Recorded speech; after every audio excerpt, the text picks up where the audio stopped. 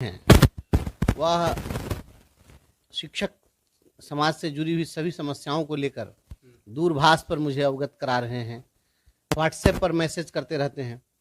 तो मैं अपने सभी गुरुजनों की समस्याओं को बस उसी रूप में, जिस रूप में वो मुझे भेजते हैं, मैं उसी रूप में अपर मुख्य सचिव महोदय को भेज देता हूँ। और कई मामलों में अपर मुख्य सचिव महोदय संज्ञान भी लेते हैं। तो अभी हाल ही में प्रधानाध्यापकों के पदस्थापन के मामले में हमने एक आग्रह किया था उनसे, और जब हमने उनसे आग्रह किया कि प्रधानाध्यापकों की पोस्टिंग कर दीजिए, स्कूल अलॉट करके उनकी पोस्टिंग कर दीजिए, तो उन्होंने मुझे उधर से मैसेज दिया कि कोर्ट के द्वारा स्टे लगा हुआ है। तो मैंने उन्हें कन्विंस करने की कोशिश की कि कोर्ट के द्वारा प्रधान शिक्षक के मामले में स्टे लगा है, प्रधानाध्यापक के मामले में नहीं लगा है। और उसका सुखद परिणाम यह हुआ कि हमने उनको जो कन्विंस किया तो वो कन्विंस हो गए, और उन्होंने कल बयान भी दे दिया कि प्रधानाध्यापकों की पोस्टिंग हम करेंगे। तो मुझे लगा कि बहुत सारी चीज़ें ऐसी हैं कि अपर मुख्य सचिव महोदय उस मुद्दे को सही तरीके से या तो कोई उनके पास रख नहीं रहा है, या इसके लिए बेहतर तरीके से उनको बताने की आवश्यकता है। तो मैं सोच रहा था कि मैं उनसे मिलूं, और आज इसी कड़ी में मैं सुबह में पत्र ही तैयार कर रहा था अपने शिक्षकों की समस्याओं से रिलेटेड, कि पत्र जा करके मैं शिक्षा विभाग में दूंगा। उसी समय मैंने उनको मैसेज किया व्हाट्सएप पर कि मैं मिलना चाहता हूं, मुझे समय दिया जाए। तो उन्होंने 12:45 का समय दिया एजुकेशन डिपार्टमेंट में, और लगभग 11 बजे के आसपास हम लोग की बात हुई है और मुझे बुलाया गया। तो आनंद फानंद में मैं तैयार हुआ, मैं वहाँ पहुँचा, लेकिन मैं 45 मिनट विलम्ब हो गया। और मैं इतना विलम्ब हो गया कि जब मैं पहुँचा तो ठीक 2 मिनट पहले वो चैम्बर से निकल गए थे, चूँकि आज कैबिनेट की मीटिंग थी, उनको कैबिनेट में जाना था। तो मैंने उनको फ़ोन किया, उन्होंने फ़ोन उठाया तो उन्होंने कहा कि मैं तो 45 मिनट से अधिक आपका इंतज़ार करके अब मैं जा रहा हूँ, कैबिनेट की बैठक है। मैंने कहा कि मैं मुजफ्फरपुर से मुझे आना था। तो उन्होंने कहा कि अगर यह बात मुझे बताए होते तो मैं आपको 3 दिन के बाद समय देता। तो मैंने कहा कि अब तो जो बात थी सो हो गई, लेकिन अब मैं यहाँ आ गया हूँ। तो उन्होंने कहा कि तो आप प्रतीक्षा करिए, मैं कैबिनेट के बाद मिलूँगा आपसे। और मैं अपर मुख्य सचिव आदरणीय एस सिद्धार्थ साहब को मैं बहुत बहुत इसके लिए आभार व्यक्त करता हूँ कि कैबिनेट के बाद वह केवल मुझसे मिलने के लिए वो आए अपने कार्यालय में, क्योंकि उनके पहुंचने से ठीक पहले उनके निजी सचिव ने फ़ोन किया था कि सर आ रहे हैं, आप आ जाइए। अब मैं गया तो उसके 2 मिनट के बाद वो आए हैं और हमसे मिल करके और फिर साथ साथ ही निकल गए। मतलब कि क्या बातचीत हुई है शिक्षकों को लेकर? क्या कहा शिक्षकों है के मुद्दे उन्होंने? पर जो बात हुई है, मैं यह बताना चाहता हूँ अपने सभी गुरुजन साथियों को। मैं शिक्षकों के मुद्दे पर तो जो भी बात थी, लिखित बात थी, मैं उस पर भी आऊँगा। और शिक्षकों के अतिरिक्त भी कुछ बातें हुई है, जिन बातों को मैंने, उसके लिए मैं धन्यवाद दिया हूँ अपर मुख्य सचिव महोदय को। कि एक तो मैं डे 1 से, जब मैं शिक्षा के मुद्दे पर जब से मैं संघर्ष कर रहा हूँ, तो मेरा एक बहुत हमारी एक मांग रही है कि गरीबों के बच्चों के लिए अलग शिक्षा और अमीरों के बच्चों के लिए अलग शिक्षा क्यों। तो इसके लिए हमने कहा था कि कम से कम किताब तो एक कर दीजिए। तो मैंने उनको धन्यवाद दिया कि आप 6 to 8 के बच्चों के लिए एनसीईआरटी की किताब आपने लागू कर दी। अब गरीबों के बच्चे भी वही किताब पढ़ेंगे जो अमीरों के बच्चे पढ़ेंगे। निश्चित रूप से यह एक बहुत बड़ी युगांतकारी घटना है बिहार के लिए। इसको और लोग नोटिस नहीं ले रहे हैं, क्योंकि शिक्षा पर तो सभी लोगों को मतलब रहता नहीं है। लेकिन एस सिद्धार्थ साहब ने इस बात को साइलेंटली कर दिया, यह बहुत बड़ी बात थी। तो मैंने उनसे इसके लिए धन्यवाद भी दिया, और मैंने उनसे आग्रह भी किया है कि जिस प्रकार से आपने 6 to 8 के लिए किया है, इसको +2 तक के लिए आप कर दीजिए, आप अपने कार्यकाल में। उन्होंने हामी भी भरी है। मैं उम्मीद करता हूँ कि एक बहुत बड़ी बात होगी। दूसरी बात, मैं कहा हूँ कि गरीबों के बच्चों का ड्रेस अलग हो और अमीरों के बच्चों का ड्रेस अलग हो। निजी विद्यालय और सरकारी विद्यालय दोनों का ड्रेस अलग अलग क्यों? तो उनका कहना था कि ड्रेस तो मैं इस बार चाह रहा था कि डिपार्टमेंट की ओर से ही सिला जाए। तो हमने कहा कि वो सरकारी विद्यालय में आप भेजिए, ड्रेस जैसे भी भेजिए। लेकिन निजी विद्यालय में क्या होता है कि निजी विद्यालय वाले हमारे शिक्षा विभाग के दबाव में गरीबों के बच्चों का आरटीई के तहत एडमिशन ले लेते हैं, और एडमिशन आरटीई के तहत ले लेते हैं तो निःशुल्क उनको पढ़ाना है, और दूसरी ओर ड्रेस के नाम पर फिर दुकान खोल देते हैं, किताब के नाम पर दुकान खोल देते हैं। अब नतीजा होता है कि गरीब के बच्चे जो है उस स्कूल में जा कर के भी और उतना फीस वो वसूल लेता है। तो ये निजी विद्यालय कपड़े की दुकान नहीं बने। तो हमने इसके लिए कहा कि आप प्राइवेट स्कूल हो या सरकारी स्कूल हो, सभी का ड्रेस एक होना चाहिए। इस पर निश्चित रूप से प्रयास किया जाए। एक आग्रह हमने किया, ये बच्चों के लिए हमारी ये मांग रही है और शिक्षा सुधार के लिए। अब हम आते हैं अपने गुरुजन साथियों की समस्याओं पर। तो मैं अपने तमाम गुरुजन साथियों को मैं इनकलाबी दस्तक के माध्यम से यह बतलाना चाहता हूं कि हमारे जो भी साथी लोग यह दूर से देखते होंगे कि क्या कर रहे हैं क्या नहीं कर रहे हैं, शिक्षकों की समस्याओं को लेकर मैं सोता हूं, जगता हूं तो केवल और केवल शिक्षकों की समस्याओं को लेकर। अन्य सभी लोगों की समस्या मैं सुनता हूं। मैं जब बैठता हूं तो जो भी लोग भी आते हैं तो उनकी तो पैरवी रहती है, सामान्य पैरवी रहती है, किसी अधिकारी को फोन कर दीजिए तो मैं वो सब करता रहता हूं। लेकिन आपके मुद्दे पर मैं रात दिन जग जग करके लिखता हूं, पढ़ता हूं, एक एक काम करता हूं। और चूंकि अब मैं संवैधानिक पद पर हूं तो संवैधानिक पद पर रहने के बाद एक अपनी मर्यादा होती है, इसलिए हम उस ढंग से ही बात को रखना चाहते हैं। हमने जो बात रखी है वहां पर जितने भी हमारे नियोजित शिक्षक साथी हैं जो विशिष्ट शिक्षक की परीक्षा नहीं दिए, मैंने उनकी बात से शुरुआत की और हमने कहा है एस सिद्धार्थ साहब को कि आप इन लोगों को प्रमोशन क्यों नहीं देना चाहते हैं। उनका कहना था कि जब हम प्रमोशन देंगे तो आप अगला ग्रेड पे मांगेंगे। तो हमने कहा कि अगला ग्रेड पे आपसे हम क्यों मांगेंगे, आप जो अगला ग्रेड पे देंगे उससे ज्यादा वेतन हमें ऑलरेडी मिल रहा है। जब ऑलरेडी हमको मिल रहा है तो वह ग्रेड पे लेकर हम क्या करेंगे। 2000 के ग्रेड पे में जो बेसिक ग्रेड के टीचर हैं वो 2400 के ग्रेड पे अगर आज दे दिया जाएगा तो 2400 के ग्रेड पे में जो वेतन होगा वो कम होगा जितना हमको मिल रहा है उससे, क्योंकि लेंथ ऑफ सर्विस के आधार पर हमारा तो इंक्रीजमेंट बढ़ता चला गया। तो वैसी स्थिति में मैंने कहा कि ये आप गलत तरीके से इसको समझ रहे हैं। आप ऐसा देख लीजिए कि अब हमें अगला ग्रेड पे नहीं चाहिए, मात्र एक इंक्रीजमेंट बढ़ा दीजिएगा, हमारा प्रमोशन हो जाएगा। तो वो थोड़ी देर के लिए शॉक्ड भी थे, उनको लगा कि नहीं बात। मैंने कहा कि अगर आप कन्विंस नहीं हो रहे तो बोलिए, मैं फिर से आपको कन्विंस करता हूँ। तो मेरी बात को काफी सीरियसली उन्होंने लिया है। तो प्रमोशन के इशू पर हमने बात की। सेवा निरंतरता के मुद्दे पर हमने उनसे बात किया कि मैं विधान परिषद के सत्र में भी हमने उठाया था इस मामले को, और सेवा निरंतरता के मुद्दे पर हमने वित्त विभाग का जो सर्कुलर है वो सर्कुलर भी हमने शिक्षा मंत्री जी को दिया था। तो आपको सेवा निरंतरता तो देनी ही चाहिए। और हमने यह स्पष्ट कर दिया है कि आपके पूर्व वाले जो थे एसीएस, उस समय में जो उनसे भिड़ंत थी शिक्षकों की और हमारी जो भिड़ंत थी 3 मुद्दों को लेकर थी।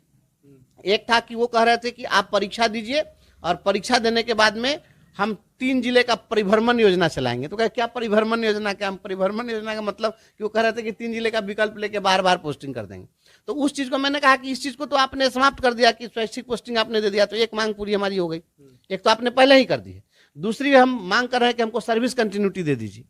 तो सर्विस कंटिन्यूटी आप कैसे न दीजिएगा, हम 2003 से काम कर रहे हैं और बताइए कि 22 साल से कोई काम करेगा उसको आप कहिएगा कि नहीं अब आपकी फ्रेश सेवा काउंट होगी, ये नहीं चलेगा। तो सर्विस कंटिन्यूटी आप दे दीजिए। और तीसरा है कि हमारा प्रोमोशनल रेवेन्यू आप क्यों समाप्त करना चाहते हैं, हमको प्रमोशन क्यों नहीं देना चाहते हैं। 20 साल में तो किसी का प्रमोशन हो जाएगा। तो मैंने कहा है कि जो लोग भी आपके ये सक्षमता परीक्षा का विरोध कर रहे हैं इसी 3 कारण से कर रहे हैं। 3 में आपने एक मांग पूरी कर दी है और 2 चीज को लटकाए हुए, दोनों चीज को कर दीजिए। और यदि आप ये दोनों चीज कर देते हैं तो किसी भी शिक्षक को आपके सक्षमता परीक्षा से ऐतराज नहीं होगा और फिर सरकार से टकराहट समाप्त हो जाएगी। अच्छा, कुल मिला के देखा जाए तो बातचीत जो है एकदम शुभ संकेत दे रहे हैं। नहीं, बहुत अच्छा, मुझे पूरा विश्वास है। आपको मैं बताता हूं, और बहुत ढेर सारी चीजें हैं उस पर हमने जो बात की है। तो उसमें जो उनका जो स्टैंड था, मैंने उन्होंने एक चीज साफ साफ कहा है कि मैं अभी कोई कमेंट आपको नहीं दूंगा। मुस्कुराते उन्होंने कहा कि मैं कोई कमेंट नहीं दूंगा, लेकिन आप मुझे सारा पेपर दे दीजिए, मैं आपका एक एक चीज मैं पढ़ूंगा। और सारे पेपर को मैंने उनको हैंडओवर कर दिया है। जो भी मौखिक बातें हुई है उसमें ट्रांसफर के इश्यूज पर भी कि भाई आप स्थानांतरण दीजिए, जो भी शिक्षिकाएं हैं अपने घर से दूर दराज हैं अपने पास चली जाएं, शिक्षा इससे प्रभावित हो रही है। अनुकंपा आश्रितों की बहाली के लिए भी हमने दिया है। और वेतन के मुद्दे पर काफी गंभीरता से, क्योंकि पिछले दिनों अभी जो पत्र निकला है कि जो लोग भी अगर HRMS नहीं कर रहे हैं, शिक्षकों का वेतन नहीं मिलता तब तक पदाधिकारियों का वेतन नहीं मिलेगा। तो हमने ही उनको दिया था, मैं उनको व्हाट्सएप पर भेजा था, कुछ शिक्षकों ने मुझे दिया था 5 महीने से वेतन नहीं मिला, कैसे जिएंगे, कैसे। मैंने हूबहू फॉरवर्ड कर दिया था और हमने कहा था कि सर 5 महीने तक वेतन नहीं मिलेगा वो शिक्षक कैसे जिएगा। तो उसके बाद उन्होंने एक कड़ा पत्र निकाला कि जब तक शिक्षकों का वेतन भुगतान नहीं होगा पदाधिकारियों का भी वेतन नहीं मिलेगा। तो इस मामले में मैंने उनसे एक आग्रह किया है कि अभी भी 20,000 से अधिक ऐसे शिक्षक हैं जिनका HRMS ऑनबोर्डिंग नहीं हुआ और पेमेंट नहीं हुआ। तो आप संबंधित जिलों से ऐसे शिक्षकों की सूची मंगा लीजिए और संबंधित शिक्षकों की सूची मंगा करके आप देख लीजिए कि इनका HRMS अभी तक क्यों नहीं हुआ, और निर्देशालय स्तर पर अगर मामला फंसा है तो उसको सॉर्ट आउट करा दीजिए। और हम दोपहर में उनसे मिलने के लिए जब गए थे, निर्धारित जो समय निर्धारित उन्होंने किया था, जो उस समय हम पहुंचे तो नीचे जैसे ही हम उतरे हैं, क्योंकि वो उस समय चले गए थे कैबिनेट मीटिंग में, तो जब हम नीचे उतरे तो वहां पर गया के कुछ शिक्षक हमको मिल गए और अन्य जिलों के भी शिक्षक मिल गए, और उन्होंने बताया, तो मैं इस बात को बताया कि अभी आप आज ही आपसे हमारे शिक्षक लोग मिले इस मामले को लेकर, तो आपने कह दिया कि रवि जी से जाकर के मिल लीजिए, और जब वो लोग गए मिलने तो वहाँ नोटिस नहीं ली गई। तो इस बात को मैंने उनके संज्ञान में दे दिया है कि आप इस पर मंगा लीजिए, और उन्होंने इस पर हामी भरी कि मैं मंगा लेता हूं सभी जिलों से कि किनका वेतन जो है लंबित है और इसको मैं कर देता हूं। मैंने कहा कि वेतन के मुद्दे पर सर कोई समझौता नहीं किया जाए। तो एक बड़ा काम है, मुझे लगता है कि 1 सप्ताह के अंदर में वेतन भुगतान से संबंधित मामले सॉर्ट आउट कर लिए जाएंगे। और आपको हमने ये भी दिया उसमें कि HRMS ऑनबोर्डिंग करके जो लोग भी जिन लोगों का ही पूर्व से HRMS ऑनबोर्डिंग हो चुका है, विद्यालय अध्यापक हैं और उनका जो है वेतन फिक्सेशन नहीं हो पाया है, उनका इंक्रीमेंट नहीं लग रहा है, तो इन चीज़ों के लिए हमने दिया कि सॉफ्टवेयर को अपडेट कर दीजिए। और प्रधान शिक्षकों के पदस्थापन के मामले में, प्रधानाध्यापक के पदस्थापन के मामले में हमने उनको कन्विंस किया था कि भाई आप ये पोस्टिंग कर दीजिए, तो उनका कहना था कि ये हाई कोर्ट में जो है हाई कोर्ट स्टे लगाया है। तो मैं उस पर गया था कि प्रधानाध्यापकों के लिए तो आपने कर दिया, प्रधान शिक्षकों की पोस्टिंग कैसे होगी? तो प्रधान शिक्षकों का मामला हाई कोर्ट में चल रहा है, तो हमने आग्रह किया उनसे कि आप इस मामले में महाधिवक्ता के माध्यम से हाई कोर्ट में प्रे करिए कि जल्द इसकी सुनवाई हो जाए, क्योंकि अगर हाई कोर्ट में मामला फंस गया तो लंबे समय तक समय निकल जाएगा, तो फिर ये शिक्षक जो है इससे हतोत्साहित होते हैं। तो आप इनकी पोस्टिंग कर दीजिए, उसके लिए जल्द कैसे सुनवाई हो जाए हाई कोर्ट में, इसके लिए हमने बाकायदा एक मांग पत्र हमने वो अलग से स्पेशली मैंने इस मामले को दिया हूँ। 1 to 5 के शिक्षकों के लिए ब्रिज कोर्स जो है लंबित है वो शुरू कर दिया जाए। 2014-16, 15-17 और 16-18 के दौरान जो लोग DLED किए और उन लोगों को हाईकोर्ट ने आदेश दिया था कि इनको विरमण तिथि से इनको प्रशिक्षित का दर्जा दिया जाए, इनको प्रशिक्षित वेतनमान दिया जाए, लेकिन सरकार चली गई थी LPA में और सरकार LPA में हार गई। LPA ने, कोर्ट ने सरकार के दलील को खारिज कर दिया। तो हमने मांग किया कि आप जो है इस मामले में क्या कीजिए कि इन लोगों को आप दे दीजिए इसके लाइट में इनके विरमण तिथि से। इसका भी हमने बाकायदा एक मांग पत्र हमने दिया है। और सक्षमता 1 और 2 में जो विषय विसंगति के कारण जिन लोगों का अभी तक योगदान नहीं हो सका है, बहुत फोन आता है हमारे साथियों का, आप निश्चिंत रहिए, हमने अवगत करा दिया है प्रमुख सचिव महोदय को, लिखित रूप में हमने अवगत करा दिया है अलग से मांग पत्र देकर, और मुझे विश्वास है कि अगले सप्ताह में निश्चित रूप से जिन लोगों का अभी विषय विसंगति वाला है उनका समाधान हो जाना चाहिए, मैं ऐसा विश्वास व्यक्त करता हूं। और एक मांग हमने रखी है कि प्रधानाध्यापक की फिर से बहाली होने वाली है, फिर नया विज्ञापन निकलने वाला है, तो उसमें जो भावी नियुक्ति होने वाली है उनका जो कार्यानुभव है इसकी गणना उनके प्रशिक्षण प्राप्ति की तिथि से नहीं हो बल्कि उनकी नियुक्ति तिथि से हो, जिस प्रकार से प्रधान शिक्षकों के लिए तय किया गया था। और 18 महीने का जिन लोगों ने NIOS से DLED किया था और इसके आधार पर उन लोगों को योगदान पत्र नहीं दिया गया TRE 1-2 में, सफल होने के बावजूद उनको प्रशिक्षित नहीं माना गया था, मामला सुप्रीम कोर्ट में चला और कोर्ट ने उनके फेवर में फैसला दे दिया।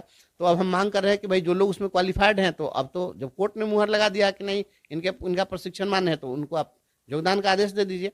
और सेवा पूर्व प्रशिक्षित जो शिक्षक हैं उन लोगों के वेतन विसंगति के लिए विभाग ने पत्र जारी किया था, अभी तक इम्प्लीमेंट नहीं हुआ, इस मामले में भी हमने उनसे आग्रह किया है। तो कुल मिला जुला करके जितनी भी प्रमुख बातें थी सभी चीज़ों को हमने उठाया है और सारी बातों को हमने उनके समक्ष रख दिया है।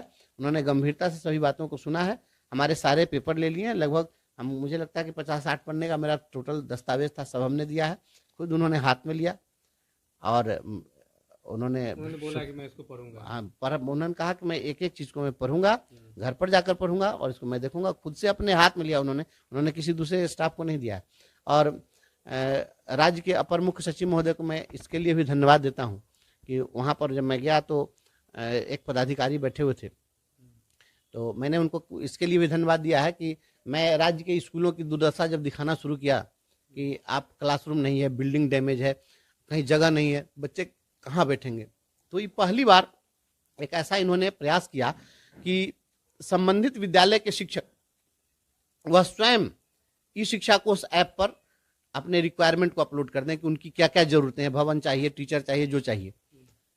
तो हमने कहा कि आपने जिस प्रकार से मांगा है यह बहुत काबिले तारीफ है, लेकिन आप मांग तो लिए हैं, इसको पूरा कर दीजिए। तो वहीं पर बैठे हुए थे एमडी, कहा कि इन्हीं को जिम्मा दिया गया, देखिए बैठे हुए इसी मुद्दे पर बात करने के लिए। तो मैंने कहा, उनसे भी कहा कि तो इसको आप कर दीजिए, और हमने स्पष्ट कर दिया कि 100% तो नहीं होगा, लेकिन अगर 90% भी अगर हो जाए, 80% भी अगर हो जाए, और गरीबों के बच्चों को क्लासरूम मिल जाए, शिक्षक मिल जाए, पेयजल की सुविधा मिल जाए, शौचालय मिल जाए, सारी सुविधाएं मिल जाए, तो मैं समझता हूँ कि बिहार में शिक्षा व्यवस्था में आमूलचूल परिवर्तन होगा। और अपर मुख्य सचिव महोदय ने अपने कार्यकाल में बहुत सारी चीज करने का भरोसा दिलाया है, कहा है उन्होंने। बहुत सारी बातें बिना कहे हुए भी कह दी जाती हैं। उनके जो हमारे साथ बात करने का जो हाव भाव था वह काफ़ी सकारात्मक लगा, और मैं अपर मुख्य सचिव महोदय को इसके लिए धन्यवाद देता हूं कि आज 69 एजेंडे पर कैबिनेट की मीटिंग थी, लंबी मीटिंग चली कैबिनेट की, और उसके बाद भी, उसके पहले लगभग 45 मिनट तक उनको प्रतीक्षा करनी पड़ी, और फिर दोबारा फिर हमसे मिलने के लिए रात में आए। मैं समझता हूं कि उन्होंने शिक्षकों की समस्याओं को काफ़ी गंभीरता से लिया है, और उन्होंने मुझे इतना समय दिया। मैं उनको इस चैनल के माध्यम से धन्यवाद देता हूं, और मैं उम्मीद करता हूं कि जिस प्रकार से सकारात्मक सोच के साथ वो आगे बढ़ रहे हैं, वह शिक्षकों के इन सभी समस्याओं का समाधान कर दें। शिक्षक कोई चांद तारा नहीं मांग रहे हैं, शिक्षक जो मांग रहे हैं उनकी सभी समस्याओं का समाधान संभव है, और ये चाहेंगे तो हो जाएगा। और मैं अपने सभी गुरुजन साथियों को मैं यह भरोसा दिलाता हूं कि मैं आपका हूं, आपके लिए हूं, और आपके प्रति कमिटेड हूं। शीघ्र ही देखता हूं इन सभी चीज़ों पर जो उन्होंने विश्वास दिलाया है, शीघ्र समाधान हो जाता है तो ठीक है।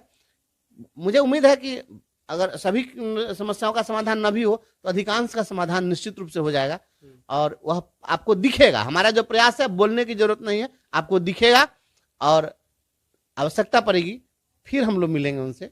मुख्यमंत्री से मिलना होगा, हम मिलेंगे, महामहिम राज्यपाल से मिलना होगा,